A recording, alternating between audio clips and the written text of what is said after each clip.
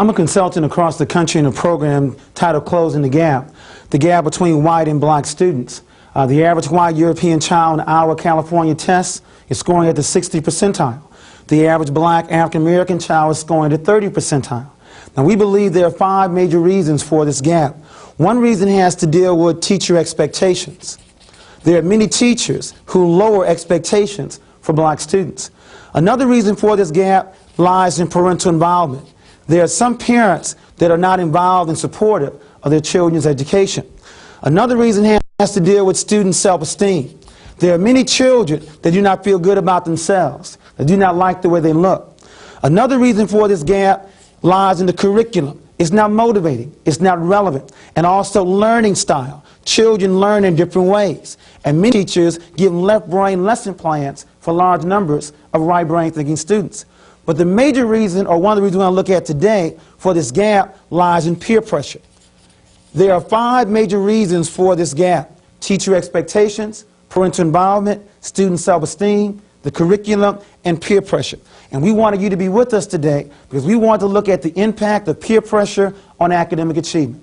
What we're getting at is that it's very possible for parents to be doing their job, for teachers to be doing their job, and it all go for naught because the black peer group is more concerned about what kind of gym shoes or sneakers they wear, what kind of clothes they wear, how well they dance, fight, and play basketball. Is there anyone in this audience that has had a negative encounter with peer pressure, a situation where your peer group was not reinforcing academic achievement? Can anyone give some example of how their peer group was not encouraging them to do a good job in school? Anyone? Yeah. Judy? I have an incident like in our class we have free bells, which is like a study hall. And some people who have study hall will ask other students who drive to school, like instead of studying for a test, to take them somewhere to get something to eat or whatever. And if they say no, then they'll say, well, you're a nerd for staying to study. You don't have to study. I mean, study tomorrow when you get home, or, you know. And again, the person that had the study hall had the card. Uh-huh. And they were trying to get that person to leave study and go get them something to eat? Yeah. Okay. Anybody else with an example where negative peer pressure did not reinforce academic achievement? Anyone else? An example like that? Where your friends did not encourage you to do a good job in school? Anyone else? With a situation where your peers did not reinforce academic achievement? I have some peers that they do, but then they don't. So it's sort of like... Well, that's good. You have some that do and some that don't. Some that do and some that don't. But Describe they don't those really, that don't. They don't really, it's not that they tell you don't go to school or something like that, but I have people who say, well, why don't you come over my house? And then we'll do so and so and so and so. And I'm like, well, I have to go to class because I have already missed so many days out of class. And it's like, well, you can miss one more day. No, I can't. So I go to school anyway. But, and then some, you should really come to class because you're missing out on so much. Okay, a little later on we're going to talk about which way do you side, with those that reinforce or those that don't.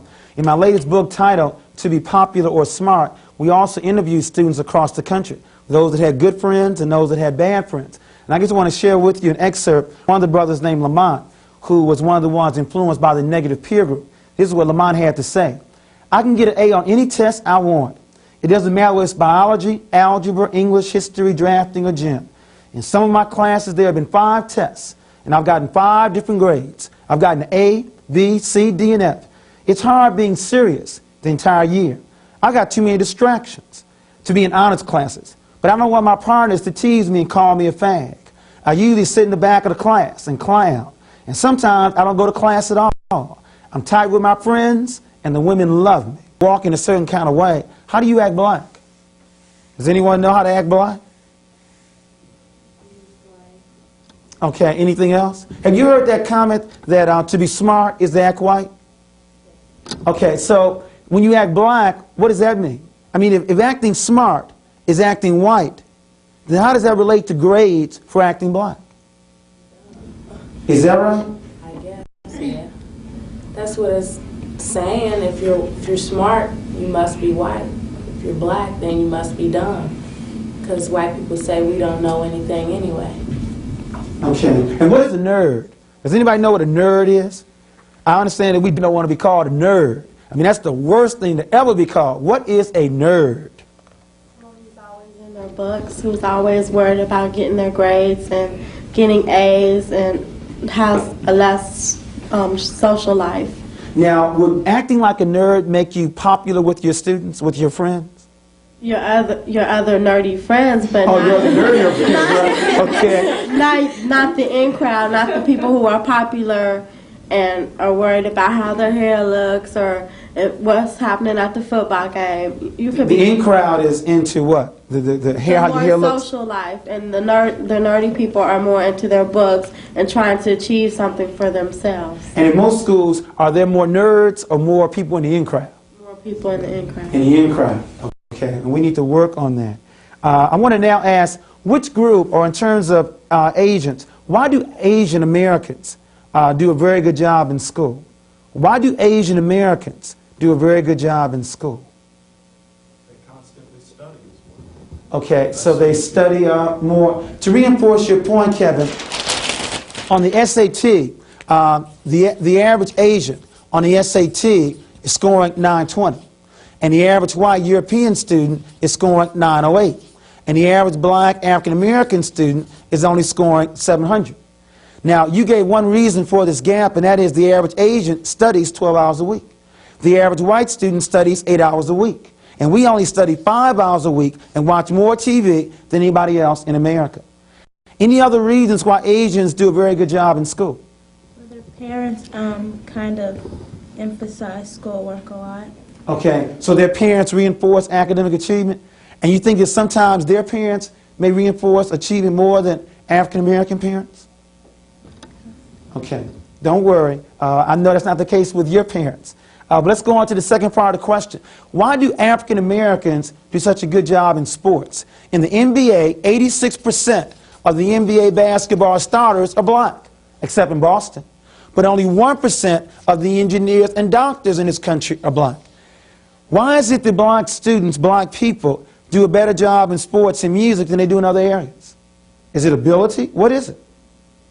They concentrate more on sports and, like, just saying, like, in school, since they were young, their peer pressure influenced them to, you know, go with the in crowd and sports and dance, so therefore they emphasize that more. So now when they get older, they still emphasize that. Okay, so you're saying the black in crowd is reinforcing the sports and music, and the Asian in crowd is reinforcing the study? Okay. Yes, Charlotte? Also, you spoke of expectations. If someone expects that you are naturally inclined in this area, that's certainly where you get groomed. Okay. And if someone naturally expects that you are not academically sound, then you will be groomed away from that. So you're saying when adults see our students in the school, and they see an Asian student, they automatically assume this person may be well-versed academically, and when they see a black student, this person may be well-versed in sports and music? Okay, so we have to work on the issue of expectations, and that's a serious issue that we have to look at. We want to also look at some characteristics of lower achievers and higher achievers, and I just want to find out do some of these things apply to you. We want to look at the underachievers, those students that were not doing well in school, and these are some of the things that they did, and I want to find out do you do some of those things. The underachievers, remember, these students are very smart. They just don't want to do well. They're very smart. They just do not want to do well. Some of them cut class. I'll make it even easier. We won't say you. Do you know any of your friends who are pretty good in school in terms of ability, but sometimes cut class? Do you know anyone like that? Okay. We also notice that some of them don't even attend class at all. I mean, they miss school altogether. I mean, they left home. Their parents think they went to school, but they never showed up for division. Anyone you know that's acted like that? What about sitting in the back of the class? Do you know any of your friends that sit in the back of the class? I'm going to make this more at home. Do any of us sit in the back of the class? Okay, okay. We've also noticed that some of the underachievers don't ask questions. That it's not cool to ask questions. Do you know anyone that sits in the back of the class and doesn't ask questions? Do you ask questions? Or do you sit in the back of the class? Which one do you do? You do? In the front of the class or the back of the class? In the middle. Okay, you're in the middle. Okay. We've also noticed that some of the underachievers, they take easy courses. In schools where you have to take maybe one class in math or two in science, once they get finished with that, they don't take any more. They do not take trig, they do not take calculus or college algebra. Do you know anyone who takes easy courses in high school? Do you all take easy courses in high school? You all taking all the courses? All the way, 4 years of math, 4 years of science? Okay, let's go on. This group also doesn't believe in studying. Okay, they're afraid their peer group is going to call them a nerd. Do you know anyone like that? That also wants to avoid studying? And then lastly, this group does not want to be called a nerd, a brainiac, an Oreo. What's an Oreo? What is an Oreo? A person who's black on the outside but is white on the inside. Black on the outside but white on the inside. Now elaborate. I mean, how do you do that? You're black, you know, you're black, but on the inside you perceive yourself as being white. You do your work and you hang around a lot of white people and you act white. Okay, and remember this group surely would not want to be called an Oreo. And last but not least, this group does not speak standard English. They would never go to a museum, and they always listen to black music. They don't listen to classical music or anything else. They have to listen to a certain kind of music. Now that's the underachievers. But we also have some higher achievers. Is there anyone in this audience who's a higher achiever? Higher achiever. They can tell their peer group no. If you can tell your peer group no, raise your hands. Okay, now we will find out right now if you fit into the higher achiever category. Now, this group, though, also wants to be part of the in crowd. In other words, they decided, I'm going to find a way to be smart and still be part of the in crowd. Some of the things they've done is become an athlete. William, as you well know, you can still be a down brother if you can also play basketball. So you're okay if you're on the honor roll. If you also, you can okay in terms of playing basketball if you're also on the honor roll. So you can do both. Or the class clown. Does anyone in the audience know how to be the class clown? You get A's in school, but you tell good jokes. And because you tell good jokes, then you're part of the crowd. Is there anyone in this audience who knows how to be the class clown? Okay, you all tell good jokes? Good jokes, okay. Another one is they're never caught studying in public. They get good grades, but no one never sees them studying. Anybody fall into that category? Well, you study, you fall in that category? So you get good grades, but no one knows how you got them, right? So you study by yourself. Or another one is they're very independent. How many of you are independent? You're strong, you feel good about yourselves, you're independent. Very good. Also, some people that have done well in this situation are good fighters. In other words, they're able to tell their peer group, if you don't like what I'm doing, we can go down. Now, your first name in the green is? Right here, you're right. Yeah. Your first name? Ruben. Now, have you noticed that if you can fight, you can also be accepted by your peer group? Because many brothers don't respect how well you can do academically, but they do respect how well you can fight. Is that right? Okay. Some other ones that we heard were the better students, they also tutor the bullies. In other words, you can be accepted by your peer group if you tutor the bullies. And then the last one that we saw was they act raceless. Like you just mentioned about acting like an Oreo. They are black, they are white. They try to walk a fine line in the middle. And it's real hard to look black and then act white, quote unquote, so your black friends don't like you and your white friends don't like you. That's called being raceless. I was a 9th grader in high school, and I was in honors classes. And my friends teased me so much, I flunked the whole marking period intentionally, trying to get kicked out of school or out of honors classes. Had it not been for my father who then kicked my butt, I'd had some real serious problems. But the compromise was I got a chance to run track and be involved in martial arts. My friends like that, running track and being involved in martial arts. But it's real tough dealing with the peer group, and we have to work on that. But what I want to now do is to look at black excellence. You see, I was real concerned about if you thought that being white was being smart, then that means that being black is being what? Okay, and I won't even put dumb on the board. That's embarrassing. But I have a real concern with if being white is being smart, then what does being black mean? You see, before 1954, we didn't act this way. Being black meant being the best. And we need to redefine again what it means to be black. See, I'm from the old school. See, I was taught that Hippocrates was not the first doctor, that the first doctor's name was Imhotep. What I'm getting at is, whether we're talking about science, In every area that we've been allowed to participate in, we've always been the best. All we've ever needed was the opportunity. So in science, was Imhotep, or Granville Woods, or Lewis Latimer, or George Washington Carver, or Walter Massey, or Sister Jemison, our first black female astronaut, you name the area. All we've ever needed was the opportunity. We're talking about black excellence, because it used to be being black meant being the best. If it's in business, we have strong men and women there as well. Reginald Lewis, who now owns a large company that he just acquired, or John Johnson at Ebony Magazine, or Ed Gardner at Soft Sheen. All we've ever needed was the opportunity. In writing, can you all name me a very good writer? Rather than me just giving you all the names. Can you name me a black writer that you think is very, very good? Yes. Nikki Giovanni. Any others? Richard Wright. Richard Wright, Toni Morrison, Alice Walker, Gwendolyn Brooks, Alex Haley. In education, Carter G. Woodson, Benjamin Mays, and Mary Petrell, the current president of education. Strong black men and women. In television, who has the best show on television right now? Bill Cosby. And the best newscaster in terms of the talk shows, there's two. Actually, they're both in the morning. Who are they? Morning talk show hosts. Brian Gumble, and who's the other one? The female. And Oprah Winfrey. You name the area, we've been good at it. What about in the movies? Who has the greatest box office attraction in the movies? Eddie Murphy. And then you add on people beside Eddie Murphy, Cicely Tyson, and Jones, and Lou Gossett. You name the area, we've been good at it. Let's move to music. Name some top stars in music. Michael Jackson. Who else? Anita Baker. Luther Vandross. Stevie Wonder. Aretha Franklin. What about sports? Who's the best basketball player?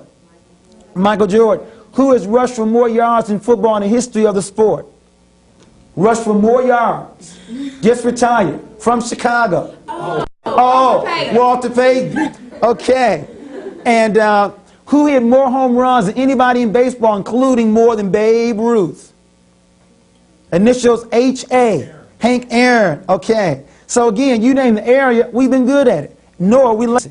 Think about it. The rumor is we're lazy. If we're lazy, why'd they bring us to work America? If we were lazy, they could have kept using their servants. We are the world's greatest workers. We're not lazy. In addition to that, we raise their children. We're good at nurturing as well.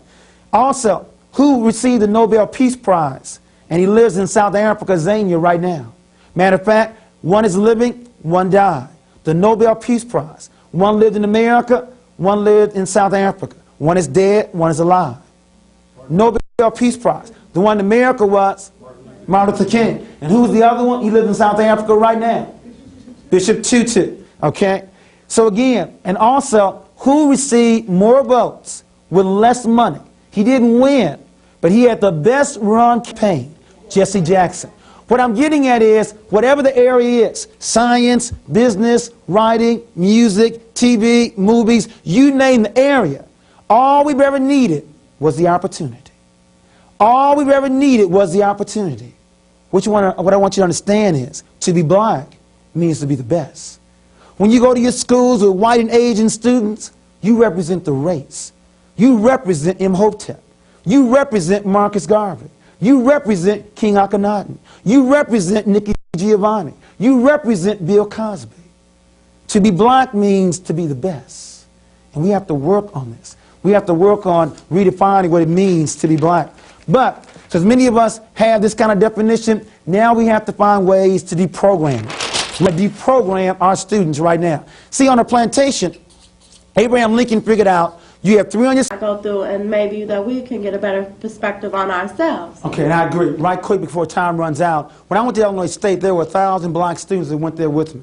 4 years later, only 254 graduated. At college, in a dormitory, by themselves, no parents. How come only this few graduated and the rest of them didn't? It wasn't ability. The other group, the other 746, stayed in the cafeteria, stayed in the dormitories room, kept shooting the breeze, playing. They lacked discipline. And so some of us say we want responsibility, but really can't handle it. We have to work on that. But let's go on before time runs out. I want to look at the competition of peer esteem, and that's self-esteem. The only way to win against peer esteem is to have self-esteem. In other words, I believe you make silly mistakes when you have nothing to lose. Why not get high? Why not get pregnant? Want out job out of school. You have nothing to lose. What is it that you value so much you would not want to lose it? Is it a belief in God? Is it unconditional love from your parents? Is it high expectations from teachers? Is it feeling good about your race? Is it knowing where your talents are? Is it knowing you're going to college? That you have a career down the road? I have studied to say that little girls do not get pregnant when they know they're going to college. See, the real issue is you have to be able to tell your friends no. But you can't tell your friends no if you are not strong. And I believe one way to be strong is to improve your self-esteem and also to have goals. You see, when you have goals in your life, when you know you want to be an engineer, you don't cut class. When you know you want to be a doctor, you don't get pregnant at 16 or 17 years of age. I want you to begin to ask yourself 2 questions. 1, why are you here? I don't mean today. Why are you here in life? First one. And the second one, what is it that you want so much? You live for it, you'll die for it, you dream about it, you think about it, all your waking moments are on it. If you can't answer those 2 questions quickly throughout your entire life, you're liable to succumb to peer pressure. Why are you here? And what do you want more than anything else? See, when you really want to be a doctor, you can tell your friends no. Maybe the real issue is our self-esteem is not as strong as we think it is. And secondly, we aren't clear on what our goals are. But beyond the issue of students, beyond the issue of parents, I want to also move now to the teachers. I want to talk about cooperative learning. Here's a typical situation in a classroom. You have 30 students in a classroom, and many teachers grade on the curve. Now, one student scored a 98. The next highest student awards given to the athlete or the scholar? More pep rallies to the scholar or the athlete? We have to work on that. We want more schools giving pep rallies and trophies and medals to the scholars. I can understand the NBA giving more glory to the athlete, but not schools. I also want schools to quit dealing with tracking, where you have the advanced placement, the honor classes, the regular classes. We want all students working together, because when they work together, they can reinforce each other. See, in a class where one child got 100 and another child got 40, there should be no happiness here. The one that got 100 should be helping the other child that received 40. What Jesus said, what you do to the least of these, you also do unto me. See, the Asians study together. Black folks need to study together. We always study by ourselves. We need to start studying together and reinforce each other. And then lastly, for the community. In the black community, are there more programs that work with black youth in sports and in music, or are there more programs helping black youth in math and in science and in language arts? Which one? Sports and music. So you see, adults, we are giving our youth negative messages. Not only do schools give more glory to sports and music, but so does the community. There are all kinds of programs in Cincinnati, LA, Baltimore, Detroit to reinforce sports and music. But where are the academic programs for math and science and language arts? NAACP has one. It's called AXA.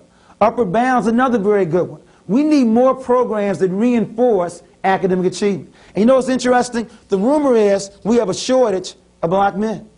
There's not a shortage of black men to be Little League baseball coaches, to be basketball coaches, but where are the black men in math and in science and in language arts? I don't believe it's our young people's fault. I believe the reason why we have figures like this, remember I gave this figure in terms of the MBA and engineers, I believe it's because the black community reinforces this. We have a lot more programs in sports and music than we do in math and science. And we have to begin to work on these kinds of issues. Are there any questions or